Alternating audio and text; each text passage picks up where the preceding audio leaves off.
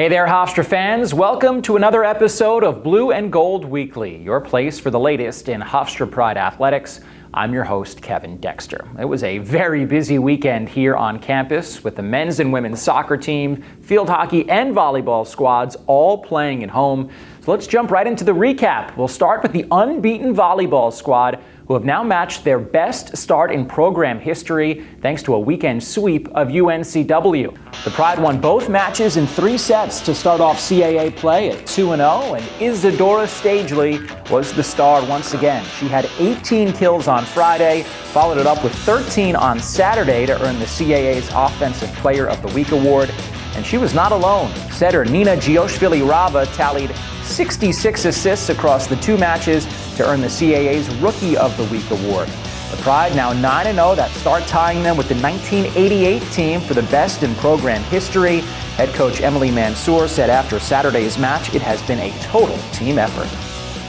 It's really cool. Congrats to everyone involved in the program, all of us, everybody in the department, our ladies, the strength and conditioning coach, everybody, and it's cool, and it is very important, and it's nice, and it's motivating, but now we got to take this momentum and keep going. Well, next up for the Pride, it is a weekend road trip to continue conference play at Charleston on Friday and Saturday. Well, the Hofstra field hockey team also keeps on winning. They've now won 5 of their last 6 games after beating UC Davis on Sunday. Kesia Richardson was the star for the Pride in that one. First quarter, off the penalty corner, the friendly bouncing in, Richardson's first goal of the season. And then she added to it in the second, this time in the right place in front for the tally. Richardson named the CAA's Offensive Player of the Week. Pride beat UC Davis 2-1. Richardson was the star of the game and also our interview subject here on Blue and Gold Weekly this week. I had a chance to sit down with her to talk about the Pride's hot start and her CAA Offensive Player of the Week award win. The Hofstra field hockey team is red hot, off to a 5-2 start. Kesia Richardson was the star the other day in their win over UC Davis with a pair of goals. Kesia, thanks for a couple of minutes. How confident is this team right now? You guys are playing really well. Yeah, we're really excited to start CAA play and just get going and try and show everyone that we're doing really well and keep that up, basically. So you guys are off to a 5-2 start. What has been the biggest difference for you guys this year compared to years past? I think just the energy of the team, we're all really happy. I think the culture as well changed a lot this year from last year. So everyone's just a lot happier. We've fit into everything else. Everyone knows each other really well, where we can improve, where we how we should speak to each other, stuff like that. I feel like we've improved a lot on since last year. Yeah, I was talking to Teresa Karoff on the show a couple weeks ago.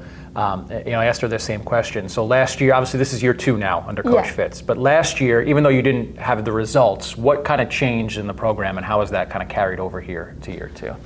I feel like we've stayed the same sort of, but we've just grown into each other. We all know how to play with each other, and we've just obviously we're winning, so that helps, and everyone's got a really positive mindset. So obviously the wins help and keeps everyone positive, but I think we've done really well with trying to stay positive regardless of winning, losing, and just growing as a team.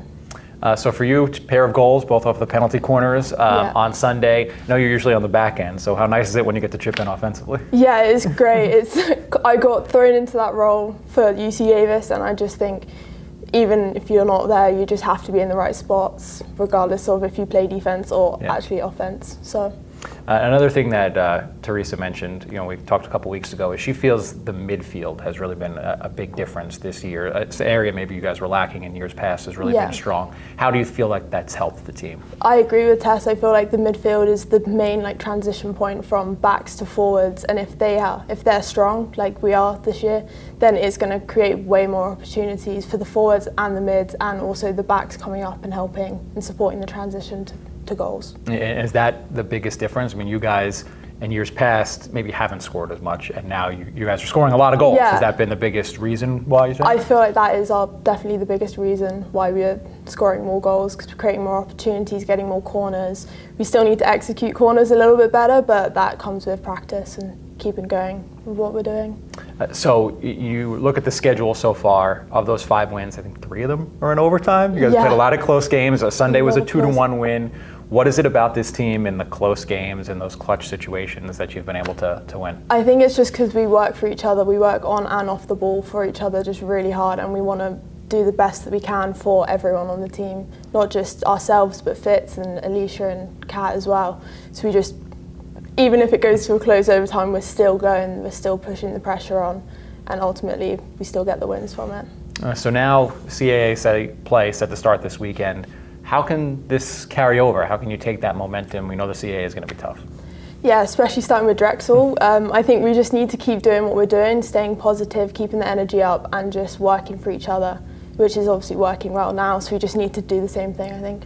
And has the goal or mindset changed at all with the hot start, or is it just, hey, we want to win as many games, get into the tournament, you know? Just the same thing. Yeah. Just keep the pressure up, keep working for each other, and I think we'll do well and get into the tournament this year. All right, well, CAA Offensive Player of the Week, Yeah. Kesia Richardson. Congratulations on Thank that. you very Congrats much. on the success, and thanks for a few minutes. Of course, thank you. Hofstra begins conference play this weekend with a visit to Drexel before a return to non-conference play Sunday at Providence.